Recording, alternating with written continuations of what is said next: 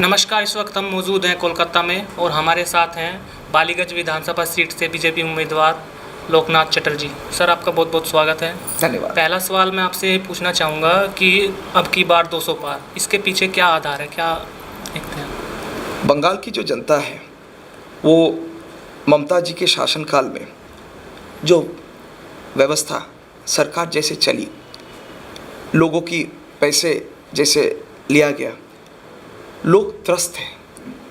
लोग चाहते हैं कि अपनी जो अधिकार है, लोकतांत्रिक अधिकार, जो मौलिक अधिकार है, उसको वापस लेने। ममता जी का सरकार ने उनके जेब काट दिया। ममता जी के सरकार ने उनके ऊपर काफ़ी अत्याचार किया। ममता जी के सरकार ने लोगों की अधिकार छीन लिए। हम देखें कि केंद्र सरकार ने यहाँ अम्फान का एक साइक्लोन हुआ था, 3,500 करोड़ रुपया दिए। उस पैसे का ना हिसाब दे पाए, ना कुछ कर पाए। तो इस मामले में कलकत्ता उच्च न्यायालय में मामला गया। कलकत्ता उच्च न्यायालय बोला कि एक कैग ऑडिट होना चाहिए। तो सरकार अभी तक ऑडिट तक नहीं दे पा रहे। अभी तक लोगों का पैसा कहाँ गया लोग नहीं बता रहे। तो ये जो सरकार है, ये जो ममता जी और अभिषेक बैनर्जी, ये दोनों मिलके पूरे बंगाल का लूट लिया, बंगाल को। और बंगाल के लोग जो भी विरोधी हैं, विपक्ष को, वो बहुत बहुत तरीके से त्रस्त कर रहे हैं। अत्याचार हो रहा है लोगों के ऊपर, बम, गोला बारूद। हर दिन इतने 150 हमारे कार्यकर्ता निधन हुए, उनके प्राण चला गया। तो ये जो दुख, ये जो लोगों के मन में, लोग एक आगे देख के एक अच्छा बंगाल देखने चाहते हैं। लोग ऐसे बंगाल चाहते हैं जिसमें कि पूर्वजों पुरखों ने जो बंगाल की बात करते थे, वो बंगाल हमारे बीच में फिर से आए। लेकिन ममता जी ने जो बंगाल को, ममता जी बोले थे कि कलकत्ता को हम लंदन बनाएंगे और दार्जिलिंग को स्विट्ज़रलैंड बनाएंगे। अभी कलकत्ता तो अब कराची से भी ख़राब हो गया और दार्जिलिंग तो छोड़ ही देते, क्या हुआ। तो ये जो हालत, यहाँ महिलाएं अपने आप को ठीक महसूस नहीं करते। यहाँ बच्चे लोगों के पढ़ने की जगह ठीक नहीं है। बंगाल में जो विकास होना चाहिए, कुछ विकास नहीं हुआ। बंगाल धीरे धीरे पीछे चलते गया। अभी बिहार में चुनाव हुआ। बिहार में चुनाव में इतने लोग आप देखे मारे गए। हम कोई भी घटना सुने, कुछ नहीं सुने। अभी जिसको हम कहते थे बीमारू राज्य काफ़ी आगे बढ़ गए। लेकिन बंगाल धीरे धीरे काफ़ी पिछड़ते रहा। अभी बंगाल का जो हालत है, बंगाल अगर आगे का दिन इस ऐतिहासिक चुनाव में बंगाल को हम वापस ना ले पाए, तो ऐसे भी दिन ना देखे हम लोग कि बंगाल में फिर एक गूंज उठे कि हम बांग्लादेश में अपने आप को चले जाएंगे और एक ग्रेटर बांग्लादेश बनाएंगे। बंगाल में जो स्थिति भी है, धार्मिक स्थिति, उसमें भी ममता जी एक हिंदू और मुसलमान के बीच में एक टकरार पैदा करने की कोशिश कर रही है। ममता जी ने एक जो हिंदी भाषी है उनको बहिरागत तो कहते हैं। अभी भारत का नागरिक है, वो भारत में किसी भी राज्य में रहे। आज मोदी जी जो कहे कि आप ममता जी अब बनारस आइए, काशी आइए, काशी के लोगों का दिल भरा होता है बंगाल के लोगों की तरफ, तो आपको भी आदर से स्वीकार कर लेंगे। तो इसे बंगाल का दिल भरा है। भारत के कोई भी नागरिक बंगाल में आए, उनको हम कभी भी बहिरागत तो नहीं कहेंगे। वो बाहरी नहीं है, वो हमारे भारतीय है। हमारे बंगाल में खून पसीना बहा के इनके 3-4 पीढ़ी से वो बंगाल में है, ताकि उसके मातृभाषा राष्ट्रभाषा हो। इसके लिए उनको हम कभी बहिरागत तो नहीं कहेंगे। और बंगाल का लोगों का सोच ये नहीं है। ये सोच सिर्फ ममता जी और उनके आसपास के कुछ लोगों का है। लेकिन बंगाल का लोगों का दिल खास करके बहुत बड़ा होता है, वो सबको स्वीकार करता है। बंगाल इनको बहिरागत तो कहता है जो हिंदी भाषी लोग हैं। लेकिन जो बंगबंधु शेख मुजीब को मार दिया था, मुस्लिउद्दीन और अब्दुल मजीद, कम से कम 30 साल कलकत्ता के बीच में परिवार बसा के बच्चा हो गया तो उनका, वो रह चुके थे। अभी कुछ हाल ही में उनको मिला तो बांग्लादेश उनको लौटाया गया और उनको फांसी में चढ़ाया गया। तो बंगाल ऐसे राज्य बना जहाँ जो बंगाली हिंदू, जो बांग्लादेश से पीड़ित हिंदू जो आए हैं, उनको स्वीकार नहीं करते। जो भारत के कुछ और राज्य से लोग आते उनको स्वीकार नहीं करते। लेकिन कुछ टेररिस्ट, कुछ आतंकियों को लाके उनको स्वीकार करते। बंगाल में ऐसा स्थिति बन गया कि लोग दुर्गा माता का विसर्जन नहीं कर पा रहे थे मुहर्रम के वजह से। बंगाल में ऐसा स्थिति बन गया कि बंगाली मीडियम स्कूल जो था संघ का, उस स्कूल को बंद करने की एक साजिश रचा गया था। तो ये बंगाल का लोग ये नहीं चाहते, वो त्रस्त थे। बंगाल का लोग चाहते कि नहीं, ऐसे सरकार नहीं चलेगी, हमें विकास चाहिए, खेला हौबे करके नहीं होता है। ये राजनीति, ये राज्य चलाना कोई मजाक नहीं है, एक लोगों की भाग्य है। 10 करोड़ जनता के बारे में आपको सोचना पड़ेगा। आप किसी को बहिरागत तो नहीं कह सकते। तो ये जो बंगाल की जनता है, बंगाल की जनता तो अपने बात कह दिए। बंगाल में आप किसी भी गांव के और जाएंगे तो बंगाल सभी के बीच में ये बात है कि नहीं, और या न्याय नहीं चलेगा। एंटी इनकम्बेंसी फैक्टर देखने को मिल रहा है इस बार, और बीजेपी से हाथों हाथ ले रही है। क्या लगता है कितना असर डालेगा anti incumbency factor? Anti incumbency तो बहुत ही मात्रा में है बंगाल में। बंगाल में जो है एक लहर आने वाला है, लहर चल रहा है किसी भी गांव। तो ये सिर्फ एंटी इनकम्बेंसी बोल के इसको छोटा नहीं करेंगे। बंगाल के लोग जिनके अधिकार ये छीन लिए, जिनके हक ये छीन ले, वो अपने हक वापस लेने चाहते, वो अपने अधिकार वापस लेने चाहते। संवैधानिक तरीके से वो चाहते कि वो फिर से अपने हक को बरकरार रखें। तो इसीलिए ये सिर्फ एंटी इनकम्बेंसी तो सिर्फ बदलने वाली सरकार नहीं है, लोग भी त्रस्त हो गए। लोग बोल रहे कि ऐसे शासन नहीं चलता है। कुछ लोगों को झूठे केस में फंसाया जा रहा है, काफ़ी लोगों को ड्रग्स वाले मामले में फंसाया गया है झूठे केस में। अभी महिलाएं ठीक तरीके से नहीं रह पा रहे। तो बंगाल का जो स्थिति है ये सिर्फ एंटी इनकम्बेंसी तो है ही, इससे बढ़ के भी कुछ रहेगा। तो बंगाल का लोग चाहते कि ममता जी को तो कम एकदम बे ऑफ बंगाल में डाल दे।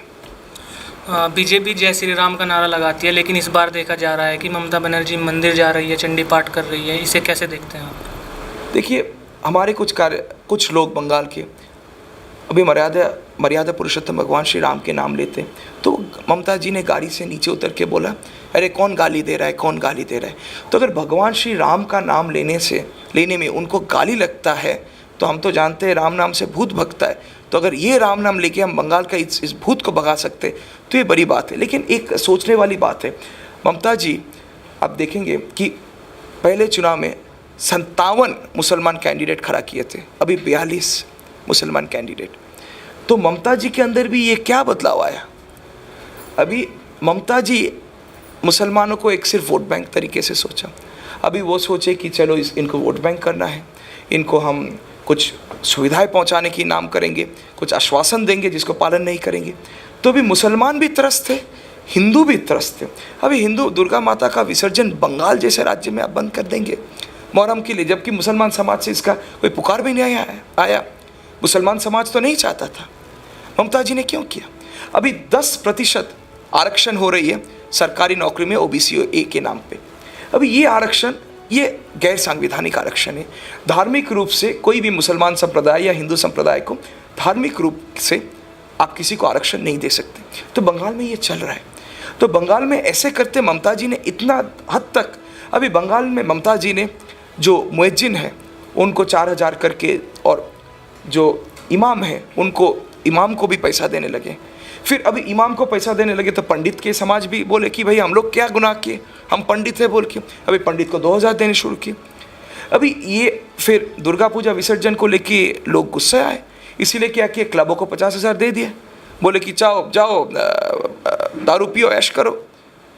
तो ये जो एक कॉम्पिटिटिव अपीजमेंट जो पॉलिसी ममता जी ने अपनाए, इससे ना हिंदू चाहते हैं ना मुसलमान संप्रदाय के लोग चाहते हैं। अभी सचार कमेटी आप रिपोर्ट देखें, सचार कमेटी रिपोर्ट 15 साल पहले जिसको कहा कि जो लेफ्ट के शासनकाल में मुसलमान गुजरात से भी पिछड़े गए, गुजरात में जो मुसलमान हैं वो काफ़ी आगे बढ़ गए, विकसित हो गए, उनके विकास हुए।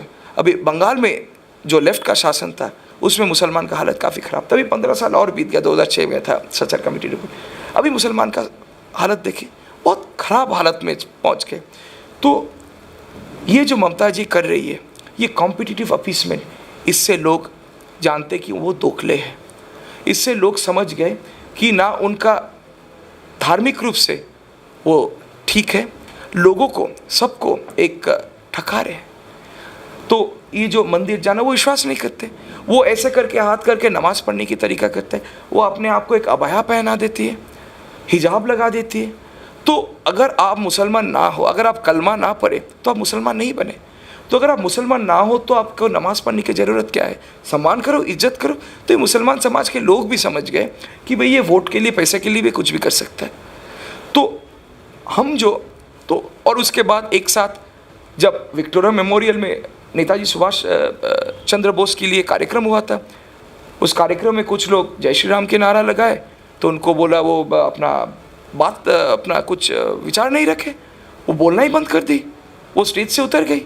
तो ये जय श्री राम से उनको इतना डर क्यों है, तो वो इनका विरोध क्यों करते? तो इसको देख के लोग क्या करने लगे, जय श्री राम लोगों का एक प्रोटेस्ट का स्वर है, ये एक प्रोटेस्ट सॉन्ग है बंगाल के बीच में।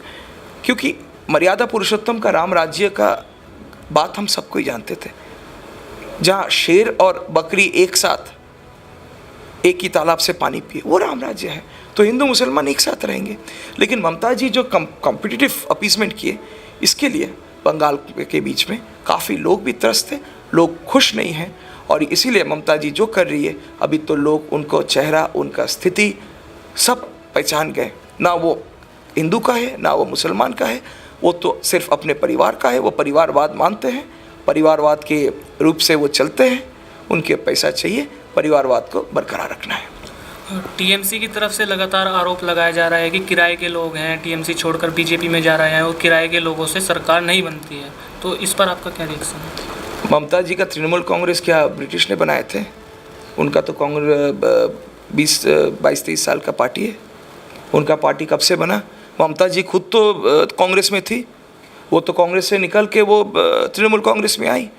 तो ये जो किराए वाला पार्टी, वो ममता जी ने सीपीएम का लोगों के ऊपर कम टॉर्चर किए, अपने जो कांग्रेस के नेता थे उनके ऊपर कम टॉर्चर किए, उनको गलत झूठे केस में फंसा के उनको तृणमूल में लाए।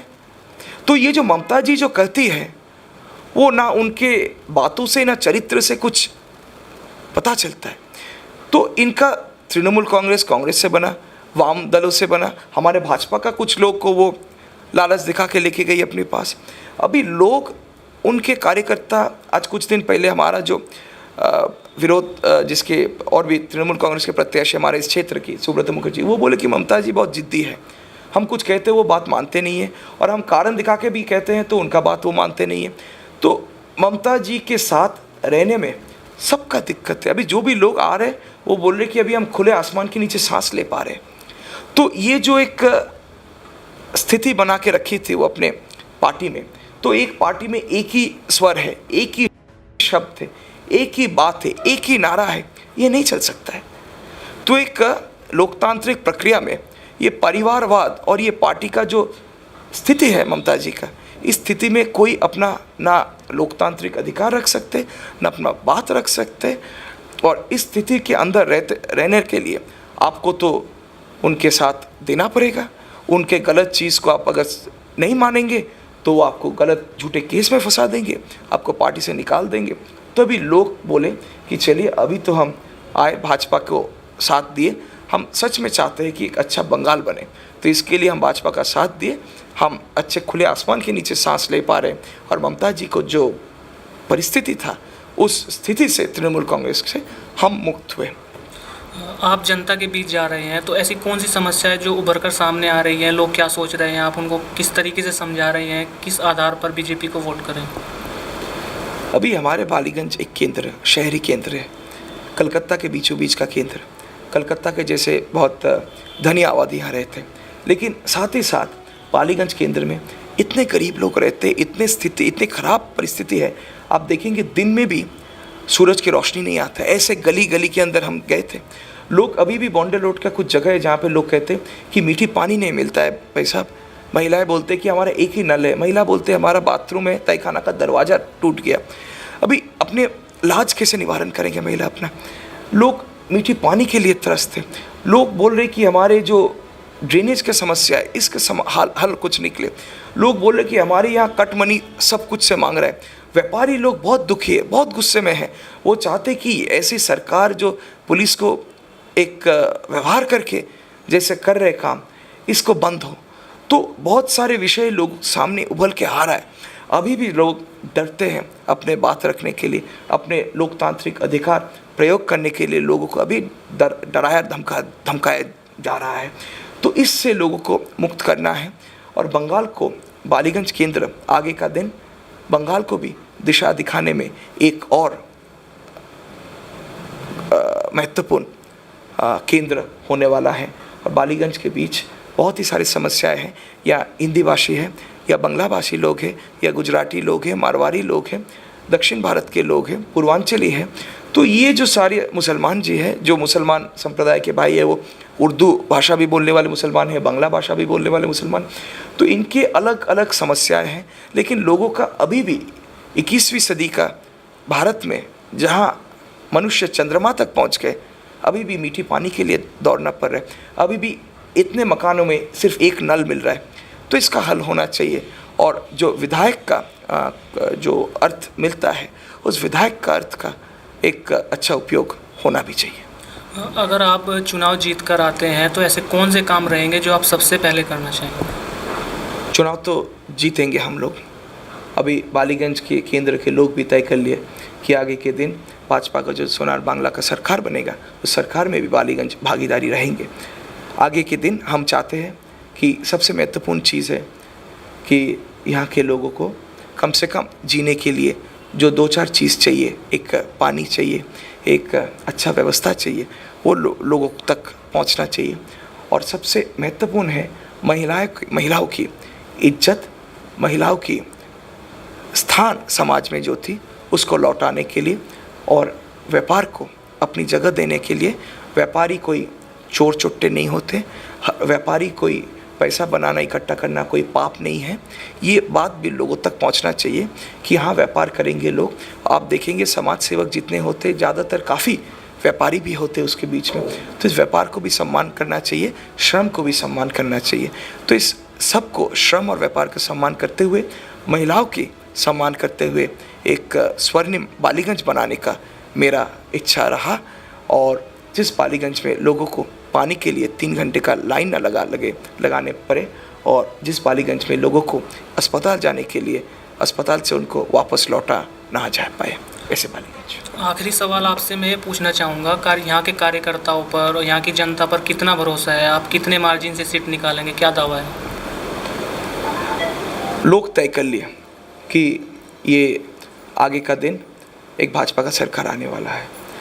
तो हमारा विश्वास है कि ये जो तृणमूल के लोग, ये तो बहुत ठोक ठोक के कह रहे कि अरे आप तो हमारे पास मुस्लिम वोट है, मुस्लिम वोट है। मैं तो उनको समझाने चाह रहा हूँ कि भाई मुस्लिम वोट किसी के अपने नहीं होते। मुसलमान भाई और बहनों, किसी का वोट बैंक नहीं होता है।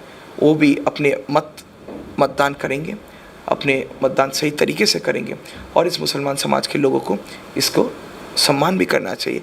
तो हमें मुसलमान समाज के लोगों तक जब भी हम पहुंचने की प्रयास कर रहे हैं, हमें रोका जा रहा है, हमारे ऊपर अटैक्स हो रही है, हमारे ऊपर वो लोग बहुत ही अत्याचार भी कर रहे हैं।